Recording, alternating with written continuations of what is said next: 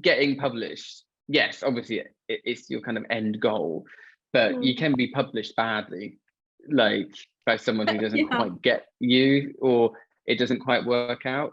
And would you rather be published by Penguin but it maybe didn't quite work out, or you're published by an independent who really looked after you and they were definitely the right publisher for you, and it's like you've just produced a much stronger publication? These are things to think about as well. So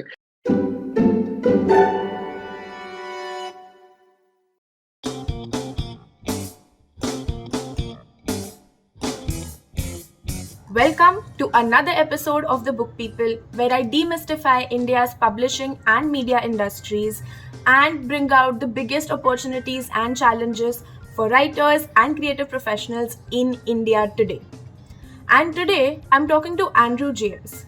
So he has been an editor for many years, and after building his own list, especially in books about LGBTQ themes and about disability, he has gone and started his own literary agency this very year. So in 2023, he has started Frog Literary Agency, which is specifically focusing on representing LGBTQIA authors. So I talked to Andrew about why he felt the need to start his own thing, what does queer representation in books look like in the UK versus in India today, and what more needs to be done in terms of representation in order to make sure that we cover all kinds of themes, and in order to make sure that the books being published in India, in UK, and all over the world are truly diverse and inclusive today. So let's dive in. Hi, Andrew. Welcome to the Book People. Hi, it's nice to be here. So nice to have you here. And like I told you, basically I came across your profile on LinkedIn and I saw that, you've created a literary agency specifically focusing on, writers and creators of LGBTQ sort of identities, right? And one that was very exciting to me, but I also realized that this is the first of its kind agency in the UK.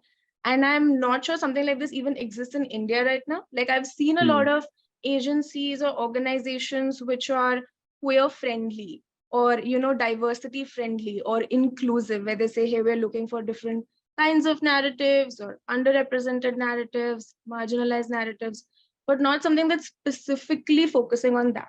So I think for me, that was sort of, the biggest appeal of why I wanted to speak to you. And I realized that you started the agency literally this year in 2023. Yeah, like a couple of months ago. So congratulations on that. And I just wanted to know how you came up with this idea, like what was that moment where you felt that this is something that needs to exist and that you need to sort of be the person making it happen? Well, so in my previous role, where I was an editor, I established this list of books. It was predominantly on gender identity to start off with, but then it kind of expanded and we kind of moved into like sexuality, and it was just kind of LGBTQ plus in general. And the majority of the authors I worked with were themselves queer, and that was really important to us, that kind of own voices publishing. And for me, like queer representation in publishing is also really important. So in that role, I really got to kind of focus on that, which I really enjoyed. But then I kind of left that role, just took some time out. And then when I was like, I do want to kind of go back into publishing, but I didn't know whether I wanted to go back into being an editor again. I've been an editor for like 12 or 13 years now. But I wanted to do something that was enhancing and improving kind of queer representation. And in publishing, a lot of the time, publishers will only work with agents. So agents are very important in that kind of journey of a book getting published. They're in a way, they're kind of like the gatekeepers who are then giving the books to the publishing houses. So I thought, if they're at that kind of the beginning of the journey, they have a lot of power in terms of kind of like who is being published and the kind of representation in the industry. I wondered whether actually that would be a really good place to start and kind of focus on queer representation to kind of help improve it further down the line, as it were. And I've never been an agent before, and it's something I'm learning, but there's still the same kind of skills about, it's about finding those people, those voices, those stories. So that's kind of where it came from, really. And I didn't want to just be an agent who, as you say, is kind of queer friendly. They exist, and there are other agencies out there, like the Good Literary Agency, for example, is a diverse agency, but they're not just queer focused, as it were. So I felt like with this agency, I thought that could be our niche, and we would just focus on queer representation.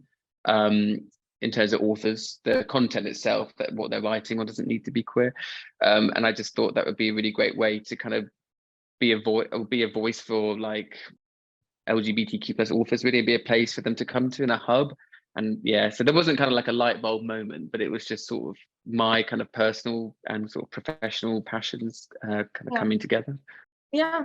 And what you said about literary agents being gatekeepers is so true in some way, because obviously, we have these conversations where publishers and editors are kind of saying that they want to have, they want to publish more queer narratives, or they want to publish more of these, underrepresented narratives. But there is still that sort of distance between, the authors that are writing these books, but how do these books reach publishers in the first place? And in the UK, is publishing extremely reliant on agents, in the sense that do most publishers only read manuscripts that have agents, or do they also look at, like manuscripts that are not basically represented by any kind of agency? I think it's mainly the kind of bigger publishers who, so that in the UK you have like the big five, as they're kind of referred to, like, and they definitely don't really work with unsolicited. And then other publishers who are maybe are independent, or but who are also bigger, say like Faber and Faber or Granter, again, I don't think they really work with unsolicited. There's a lot of independent publishers who do take unsolicited, but obviously they're kind of inundated, I assume, and they're only going to be able to take so much on. The bigger publishers obviously have lots of imprints, so there's more kind of opportunities. So having an agent doesn't necessarily like mean you will get published. It just makes it a lot easier, because you can kind of get to those publishers who otherwise you wouldn't be able to reach. Yeah, true. And you also mentioned that obviously you worked as an editor, and there are a lot of similarities between the role of a literary agent and an editor, in terms of finding those sort of manuscripts and sort of searching for the potential, right? And being able to identify the good ones. But I just want to know, so far in your journey, have there been things that you have now done as an agent that you didn't expect would be a part of your journey now, or things that are so completely different from what your role was previously, that has kind of been sort of a learning experience for you as a professional? I think one difference is more that, I don't know how to phrase this.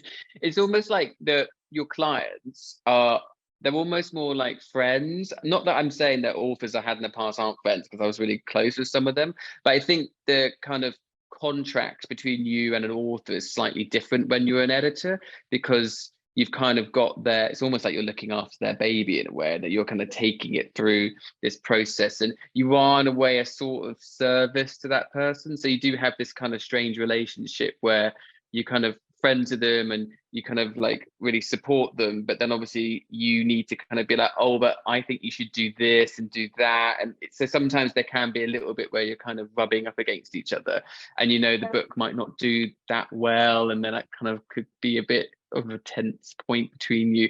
Whereas with an agent, like, in a way, I mean, at the end of the day, an agent only gets paid by how good the book is, right? So they need to, at the very beginning, they're always like, we have to make this book work. They're really in your corner, fighting your corner.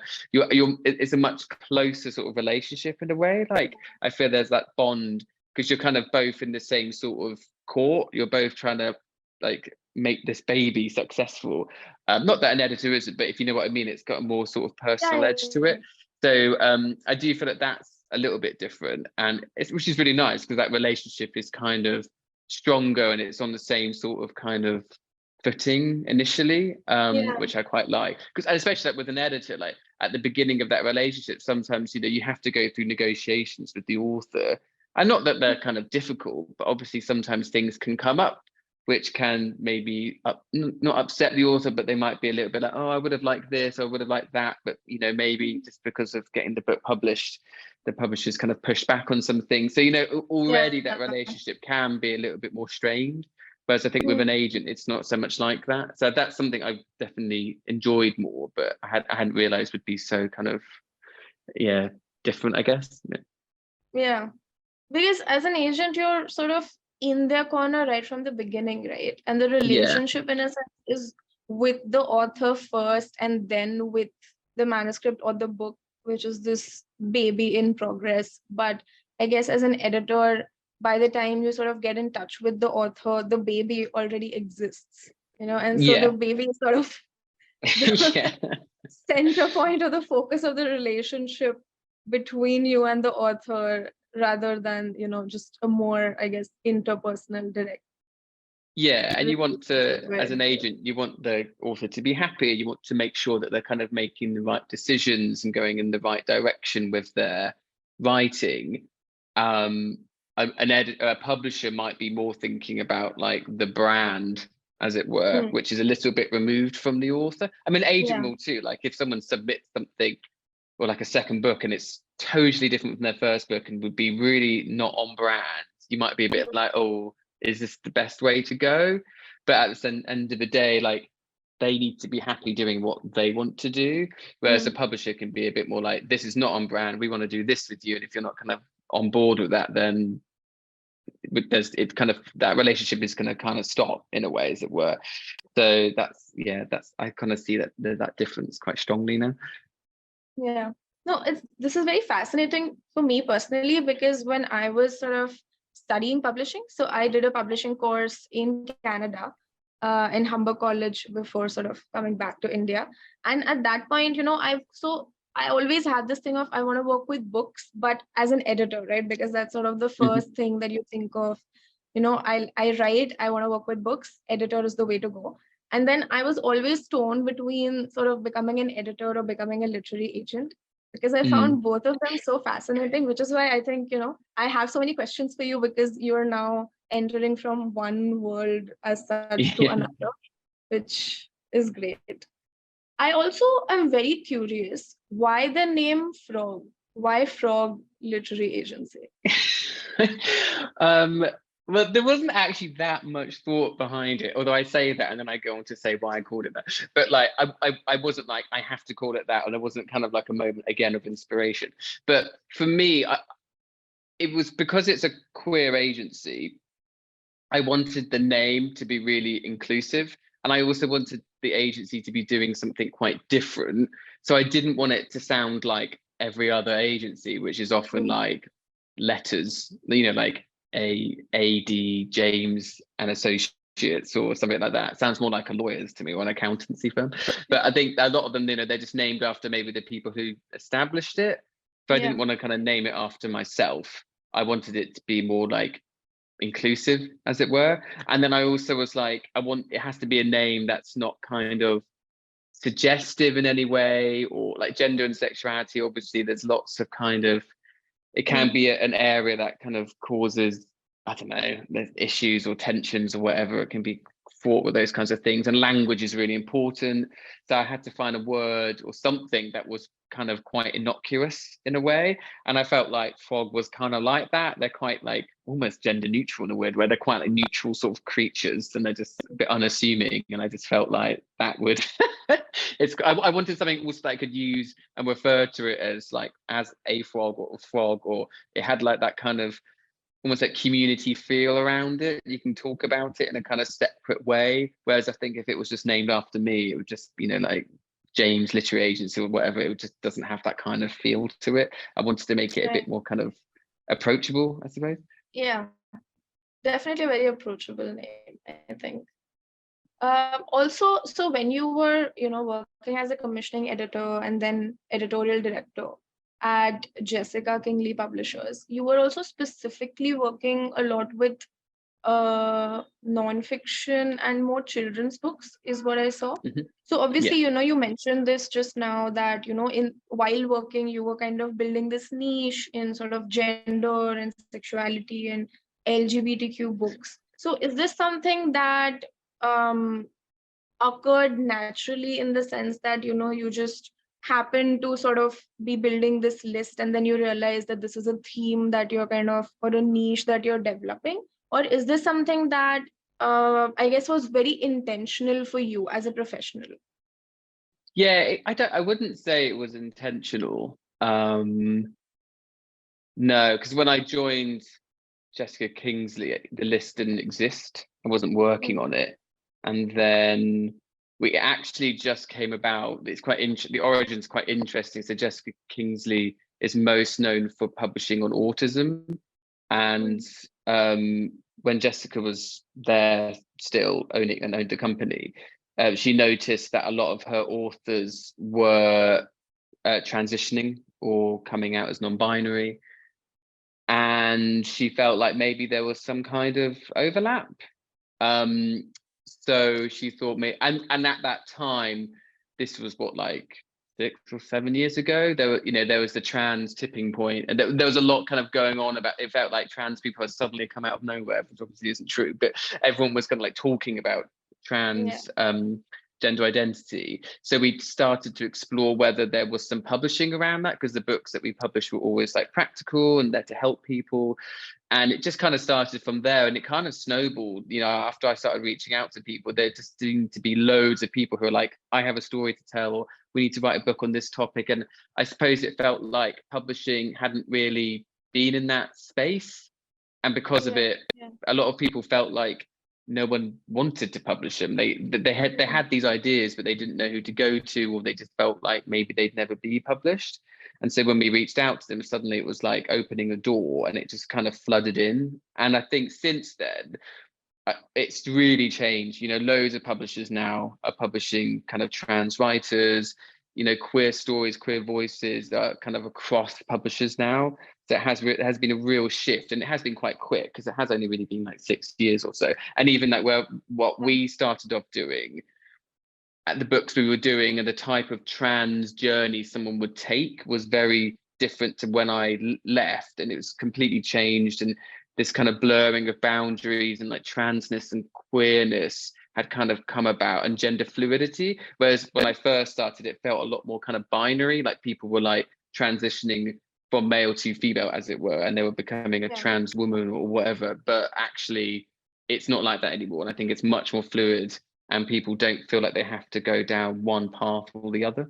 So it's definitely changing. It's not kind of like static as an area. That's great. I was actually going to ask you what kind of queer books or LGBTQ books exist right now in the UK. What kind of books are you seeing? Also across sort of, non-fiction, fiction, children's books, across sort of different maybe subjects or genres. Are there a lot more, queer books right now? And, what has that difference been like in the last 6-7 years since you've been actively working on these books? Other than, I think, what you mentioned right now, which is the trans narratives, the narratives themselves, right? And what sort of gets focused on. Are you seeing a lot of, say, non-fiction versus memoir versus fiction? Is this sort of growth in representation, visible in each and every category, or is it just specific kind of books that have more visibility, right? I would say it's definitely growing across the board. Like there was like a real moment where there felt like there were loads of trans memoirs, and there's a lot of publishing by gay people, and children's books. There seems to be a lot more coming out, especially around ideas of like pride. There'll be like non-fiction kind of historical sort of publishing, but also books that are kind of more narrative, looking at queerness, or looking at having like gay parents, or having a gay sibling. I think there's a lot more happening. Obviously, Heartstopper has been huge. YA, I think, is a bit different. I think it's much further ahead than other areas in publishing. But so I do feel like it's definitely grown. But I do think it's quite narrow. Like you get a lot of like gay writers or trans writers. I think lesbian writers, lesbian stories, I do feel like that's a real gap. Like I just don't think that community is very well served. Which is a real shame, I think. And then other idea, I think also like when you talk about queer publishing, like when you actually look at it and you look at your publishing as like, is it queer or is it really just like a couple of letters from the community? Like where are those asexual voices and pansexual and demisexual? It kind of comes a little bit like a checklist, like have we got this letter kind of thing. And it would be great to see publishers being a bit broader with their kind of understanding, I suppose, of like queerness, and just having queer books or books that aren't by like a gay man or a trans person, I think that would be really great to see. And hopefully that will kind of happen, but those identities still seem like they're not quite there yet. And also just that kind of intersectionality, again, you kind of get put into kind of like a box, and it's sort of like, well, that book can be about the queer journey, but obviously being gay, for example, is only one part of someone's identity. What about all the other kind of parts of their identity? And I think that's where some of the really interesting publishing is happening. Like what about queer working class lives, for example, like stuff like that. I think, again, like we haven't quite got there yet. And I think, when you've truly got there, it's when it's like you've got queer characters in books, but that book isn't about them or wasn't about being queer. They just happen to be queer. And I think Heartstopper was quite good at doing that. Obviously it does focus a lot on their identities, but then also you do just have characters who just happen to be, I don't know, well, maybe one's asexual, but their asexuality is like no one really cares. It's just kind of there happening in the background. And I think that's quite important to have, because that's what really helps sort of like normalize these sorts of identities, because it's just life. Yeah, I think that's also where my question was coming from, because I remember again, like being in a Toronto bookstore, and they have like a Toronto's village, like the gay district has a queer bookstore, and I had come across this murder mystery, right? So it was a murder mystery, but the mystery solver happened to be a lesbian, and that was it. And to me, that was so, refreshing, just because, the story was not about queerness, and I think that's a trope I think where we're at in India as well. A lot of, I think mostly, gay voices, or a little bit of trans voices. I think trans voices also not that much. Currently, predominantly male gay voices kind of dominating queer narratives.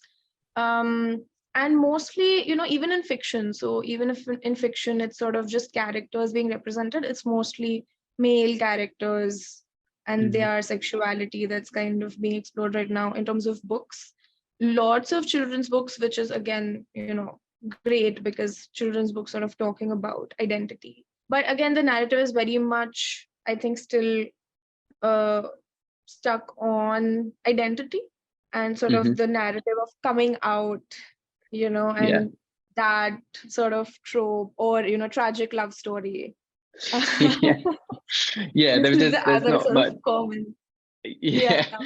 I definitely think that kind of complexity to people's lives is sort of missing, and it does ends up falling into these kind of particular stereotypes or tropes, because they've obviously done one in the past, and obviously they are really important parts of someone's life coming out, but not every book that features a queer person has to have some kind of coming out moment. I just don't think that's needed. Exactly. And we had a couple of books, like we had one by this quite a prominent sort of gay personality in India called Parmesh Sahani. He had a book on queerness in the workspace. So what do businesses or companies need to do to be more queer inclusive or trans inclusive, which I think was an interesting book. Then we have had a couple of sort of self-help dating guides, which are again queer. So I think that is a good space that queer narratives are getting into. But mostly it's just, I think, fiction or a couple of characters or side characters. So I think especially because India, in terms of like Indian culture, can be a little more conservative as well in terms of, its laws, or also in terms of sort of more societal taboos when it comes to Mhm. queerness. So I think these books to some extent are at least addressing it, or at least now we have a lot of readership of queer books not being slotted as something that's only for queer readers, but as Mhm. something that people are reading as well. And we're also seeing a lot of, because India has a lot of languages, so we're also Yeah. seeing a lot of, books in multiple sort of local languages also having a lot of Mhm. queer narratives, which then again get translated into English. And so that's also a very interesting phenomenon to see in India as far Okay. as queer narratives are concerned. Um, I wanted to ask you, so far in your, commissioning sort of journey, what are the kind of obstacles that you have noticed or come across when it comes to queer narratives being commissioned? I think a big obstacle would always be that they seem too niche. Uh, because it's like, yeah, and you can kind of get like a niche within a niche, right? Like I published a book on like bisexual men, for example, which seems like already it's like bisexuality is one niche and then men is another niche. Yeah. And so it's sort of like trying to, when you're kind of pitching a book like that to a publishing team, you kind of got to kind of work extra hard and convince them that yes, this book is really needed. Um, but they might be seeing top level sort of like, well, who's the market, how big is this market, who's really going to read it? If it's just bisexual men, for example, is that really a big enough market? And so that I think that's always a problem. But if you always have that kind of mindset, then I think you're just kind of reducing the pool of publishing to just kind of like that kind of minority of people who identify as the biggest kind of minority, if that makes sense. But like Yeah. the majority The within the majority within the minority, minority. which I Yeah. just say, I think that then it's always going to stay small, and like as in publishing's always, it's not going to be very diverse in that way, which I think that's a real shame. And I think you Yeah. have to take a risk sometimes and publish for what you think might not be the biggest market, because you never know. Like it might seem small, but if that market doesn't have a lot of literature, then a book comes out, then in my eyes, they're not all gonna buy it, but it's gonna be really like, oh, finally we've got a book that we can read. Yeah, it's Like, like this is the yeah, only book in that specific niche market, which is yeah. good to have. It's sort of within that very small thing. This book is Yeah, monopolizing that market essentially.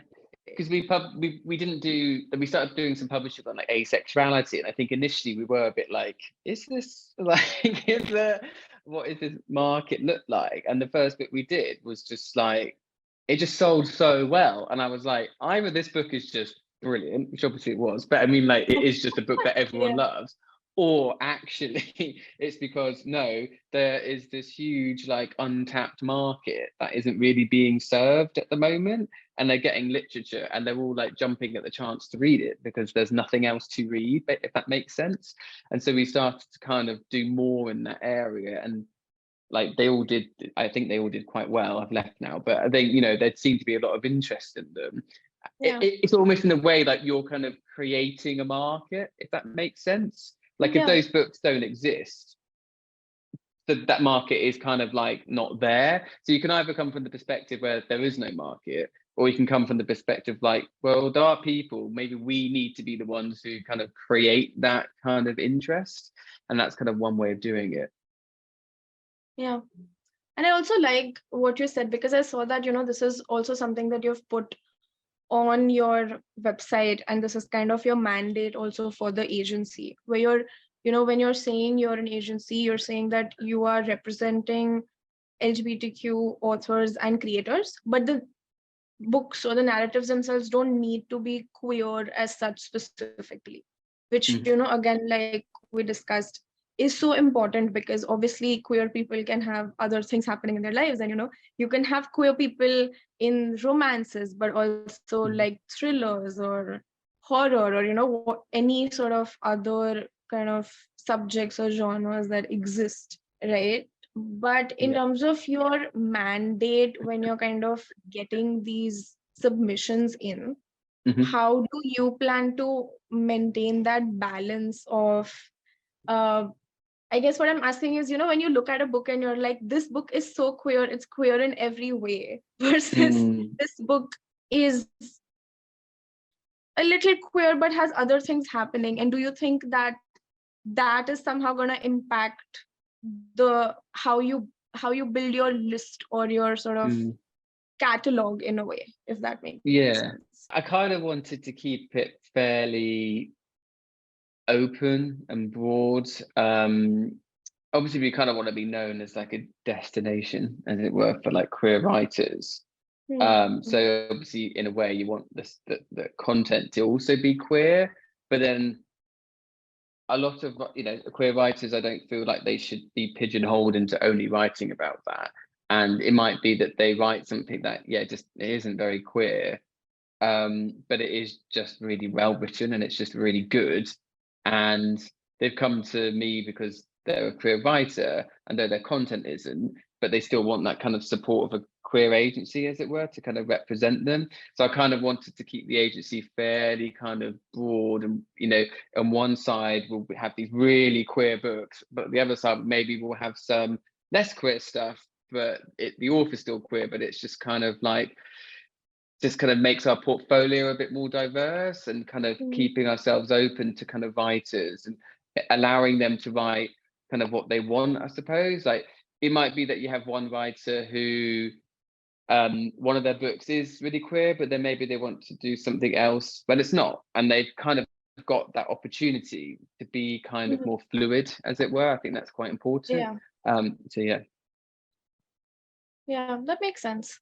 So since you opened the agency, what kind of submissions have you been getting? And how many submissions are you getting right now? I think I've had like I should look at my spreadsheet, but maybe over 400, maybe nearing like 500 now. So it was quite a lot. It was quite a lot when it first opened. And I would say that the biggest area is definitely like YA and like sci-fi and fantasy. There's Yeah. definitely the queer community obviously really sort of goes for that in terms of their interests in writing. So I've got a lot in that kind of arena, and then more like kind of commercial sort of romance sort of fiction is really strong, and that's come through quite a lot as well. um and then I guess the next one would be sort of like literary fiction would be the next kind of big area that's come through. Yeah. What about nonfiction? Are you seeing a lot of? I actually haven't had loads of unsolicited nonfiction, which is weird for me because I've always only worked in nonfiction. So I've kind of definitely had to shift my mindset towards Yeah. fiction. And then the nonfiction that we do have is usually authors that I knew previously or people that I've kind of reached out myself, because that's kind of what I used to do in my last role. So it's a bit more kind of focused. And I think nonfiction allows for that kind of flexibility because you can approach someone and be like, have you kind of thought about writing in this area? Or I might have an Yeah. idea, pitch it to them, and they only kind of have to come up with like a proposal, as it were, and maybe a couple of Mhm. sample chapters. So it doesn't have to kind of be ready. Whereas a fiction, you always need a kind of manuscript to be Yeah. submitting. So it's a little bit different in terms of trying to get people to write, because that's a big ask. Can you please write a manuscript? It's a bit Yeah. different.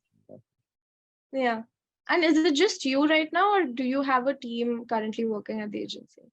It's just me at the moment, and will likely be just me. I mean, it would be great to have someone to help me with the reading.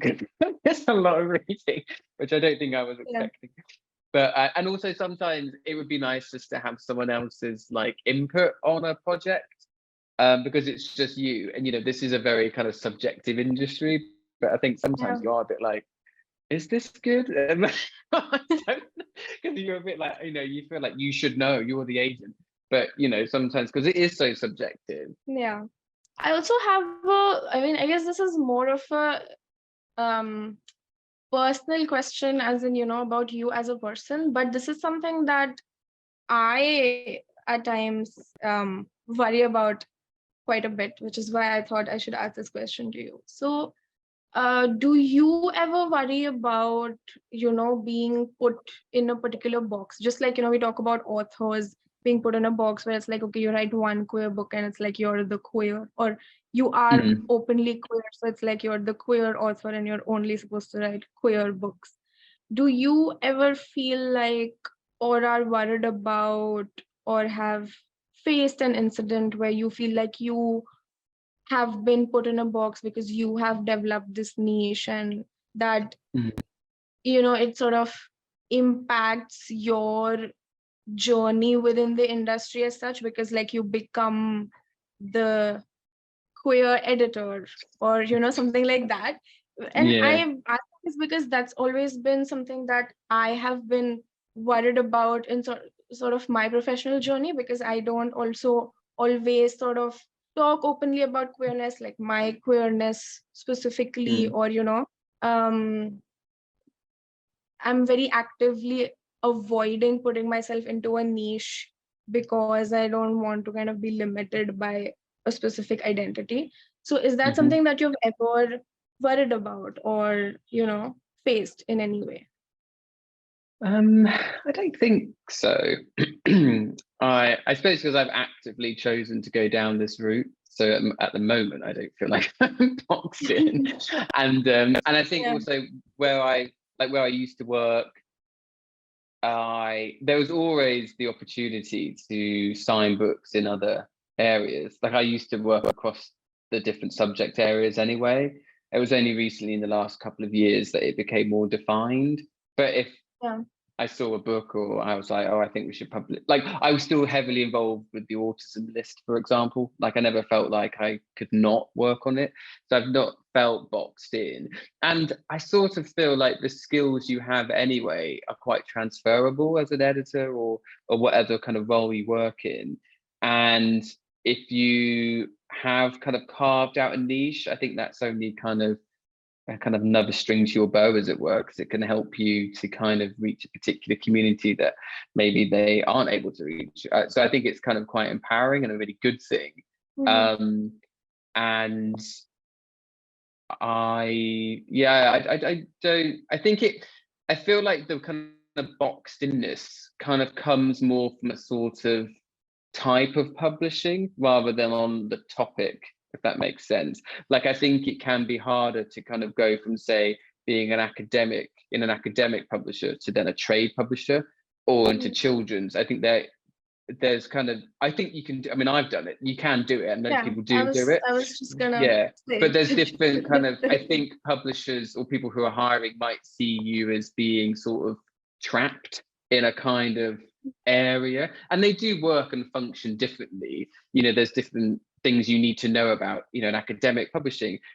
Someone in trade publishing might have no clue what open access is or like what the ref is, and they are important things to know about.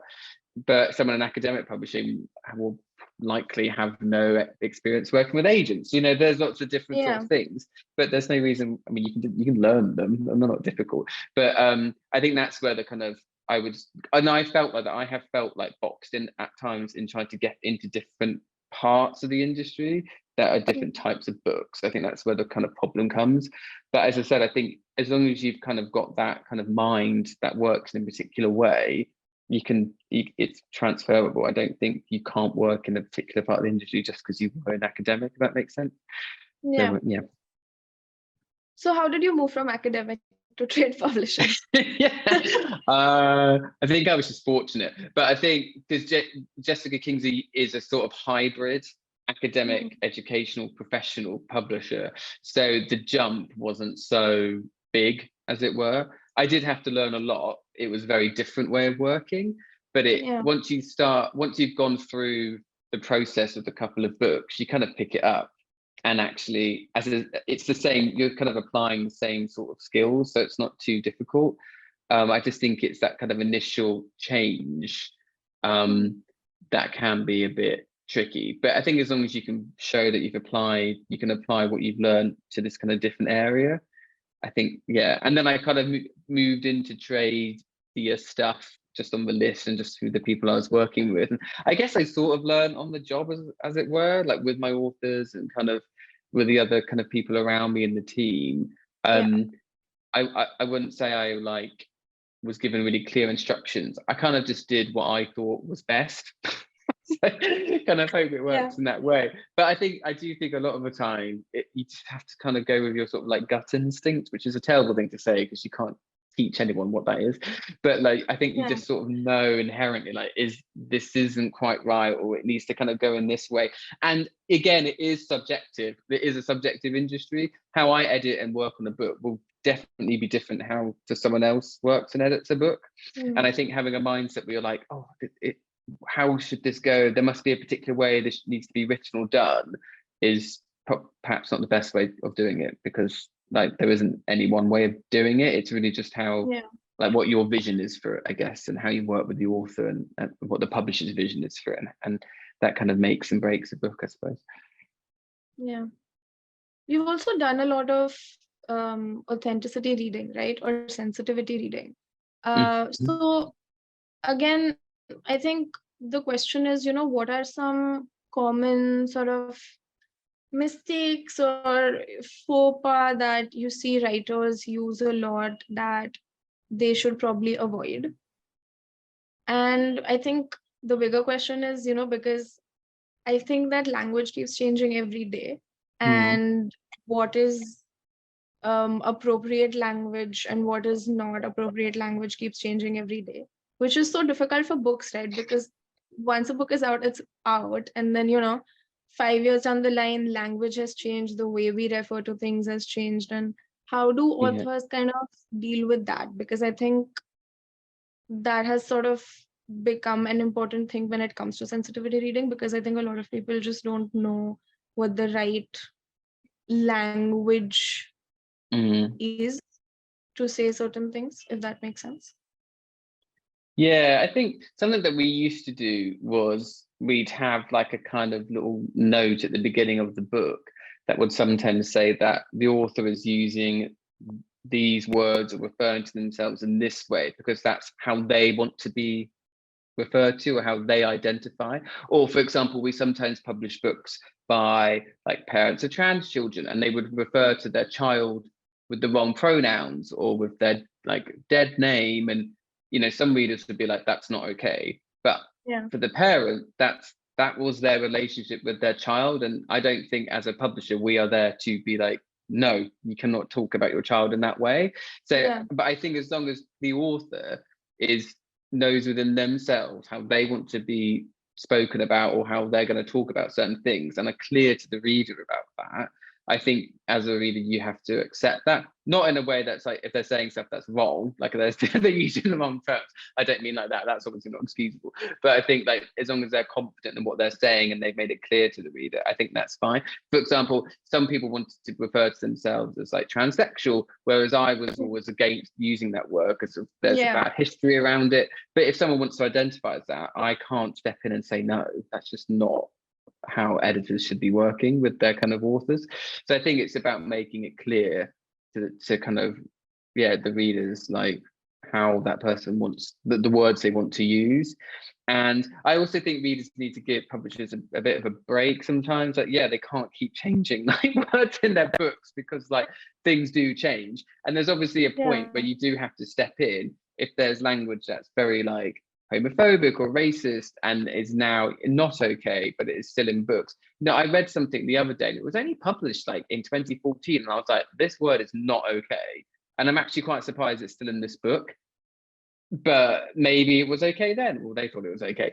But so some things I think do need to be checked and do need to be updated, but other things I think because it moves so fast. What do you like to read? I'm gonna have to look at my phone when I keep track of what I read because I always forget, and it's really, really terrible. So I do try to read as much kind of queer stuff as I can because I'm really personally interested in it. I'm probably quite bad in the sense that I do gravitate towards books that feature like gay characters because that's my own identity, and I just like to read about them. But I try to be quite like varied in my approach in terms of like I would read about experiences beyond my own, say like a person of color. Well, like I'm reading a book at the moment which is about a working class gay man, and their life is completely different to mine, so it's really interesting to kind of read that sort of story. Do you have a comfort read or a guilty read? Yeah, so I have a few authors who I'm kind of like obsessed obsessed about, but I hate to kind of mention them because they are all really old fashioned. So I really love, so I did like Victorian literature at university, for example. So because of that, I really love Victorian authors. So like Henry James is like my favorite writer, who obviously a lot of people probably find really tired and hard work, but I just really love his writing. And I love Iris Murdoch, who actually is a very, if you've never read them, they a real kind of pioneer for like queer writing, in the sense that they have queer characters in their books. I mean, she was writing from like the 40s onwards, I think. So, you know, still illegal to be gay, for example, but she has gay characters in her books. And again, it's not about them being gay, which I think is actually why she's so kind of ahead of her time. It's actually just so, oh, there just happens to be a gay couple in this book. And she writes about them very like tenderly and very kind of, you know, she's, well, I guess she was kind of queer in a way, but you know, they're just very believable characters, and I think they're really, really, really well done, and it's just nice to read that. And I think I read all her books when I was like younger, and she's a real comfort read for me. And then like the opposite end of the spectrum, I really love like Alice Munro, obviously writes lots about women. I don't think anything queer ever happens in her books, not that I can imagine, but I just really love her voice. I think she writes beautifully, and yeah, I really love that kind of short story writing that she does. Yeah, nice. Have you ever considered writing a book yourself? Is that something you want to do? Yes, I write myself. Kind of like queer, again, from a kind of queer perspective. The stuff I write tends to be tapping into that idea of like queer representation as well. So it's obviously very important, very important to me. So yeah, and I just find it really interesting. Kind of more like not analyzing queer representation, but kind of playing with that kind of idea. Because I think again that kind of is sort of sometimes missing a bit from publishing, like kind of exploring queer representation and what that looks like in terms of kind of literature and the past and kind of and like lost voices. So I think it's an interesting kind of area. Yeah. I think we look at it. There's a lot of critique of queer representation in, I think, movies or like on the screen. We talk about TV shows and movies a lot, but I don't see that much of critique in terms of literature, especially, I think, older literature as well. Yeah, it's sort of kind of like missing in a way, like, you know, it's not really there so much. Like, and if it is, it kind of comes from a sort of like academic queer theory angle where we're trying to kind of like, oh, was Henry James gay? Which I absolutely hate that kind of discourse. I just don't think that's very helpful. And I just think it's like, I just don't really know what you're trying to get from the book by doing that. If the book isn't, I don't know, but like personally, but then yeah, it's like it is, yeah, whereas the films I think is a little bit different. Like, yeah, I definitely think that's more kind of developed, isn't it? Yeah. So what are your plans with Prog Literary Agency? Like, what do you see yourself doing 5 years down the line? I have someone who's reading all the submissions.